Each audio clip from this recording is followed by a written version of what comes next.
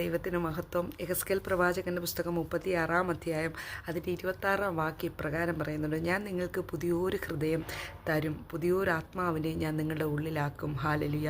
കല്ലായുള്ള ഹൃദയം ഞാൻ നിങ്ങളുടെ ജഡത്തിൽ നിന്ന് നീക്കി മാംസമായുള്ളൊരു ഹൃദയം നിങ്ങൾക്ക് തരും. ഹാലലുയ.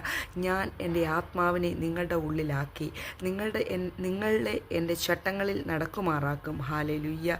ഹാലലുയ. സ്തോത്രം. കർത്താവിൻ്റെ വചനം പറയുന്ന കേട്ടോ. ഹാലലുയ. കർത്താവിനെ നമ്മൾ അറിയണമെങ്കിൽ, ഹാലലുയ, കർത്താവിനെ നമ്മൾ മനസ്സിലാക്കണമെങ്കിൽ, കർത്താവിനെ നമ്മൾ സ്നേഹിക്കണമെങ്കിൽ നമുക്ക് ജഡത്തിലുള്ള, ഹാലലുയ, കല്ലായിട്ടുള്ള ഹൃദയം, ഹാലലുയ, നമ്മൾ ഈ സമൂഹത്തിൽ ജീവിക്കുമ്പോൾ നമ്മുടെ ഹൃദയം എങ്ങനെയുള്ളതാണ്? നമുക്ക് മറ്റുള്ളവരെ കാണുമ്പോൾ സഹജീവികളോട് അനുകമ്പയുള്ളവരാണോ? ഹാലലുയ. മറ്റുള്ളവരോട് നമ്മൾ സ്നേഹം കാട്ടുന്നവരാണോ? ഹാലലുയ. മറ്റുള്ളവരെ നമ്മൾ ഹെൽപ്പ് ചെയ്യുന്നവരാണോ? അതോ മറ്റുള്ളവർക്കെതിരായിട്ട് നമ്മൾ പറഞ്ഞു നടന്ന്, ഹാലലുയ, അവരുടെ കഷ്ടത കണ്ട്, ഹാലലുയ, നിനക്കിത് തന്നെ വരണം, നീ ഇത് അനുഭവിക്കേണ്ടവനാണല്ലേ, അനുഭവിക്കേണ്ടവളാന്ന് പറഞ്ഞ് നമ്മൾ മാറ്റി നിർത്തുന്നുണ്ടോ? അങ്ങനെയാണെങ്കിൽ എൻ്റെ സഹോദര സഹോദരി, നീ ചിന്തിക്കുക, നിൻ്റെ ഹൃദയം കല്ലായുള്ള ഹൃദയമാ.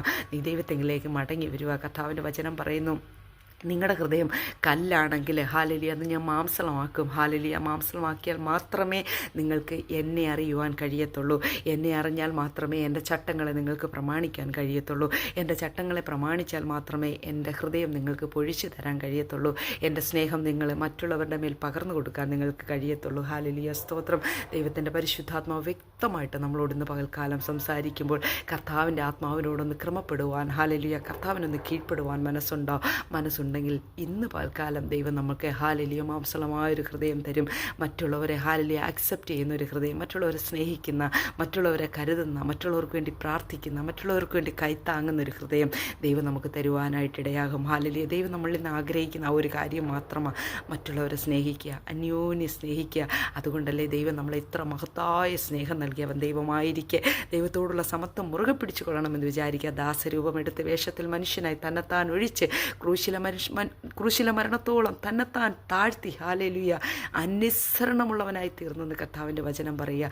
അതുകൊണ്ടോ കർത്താവ് പിതാവായ ദൈവം അവനെ ഏറ്റവും ഉയർത്തി സകല നാമത്തിനും മേലായ നാമം നൽകി. ഹാലലുയ. അവനെ അനുഗ്രഹിച്ചു. ഹാലലുയ. അവൻ്റെ മുമ്പിൽ സ്വർലോകരുടെയും ഭൂലോകരുടെയും മുഴങ്കാലൊക്കെയും മടങ്ങുമെന്ന് കർത്താവിൻ്റെ വചനമാ.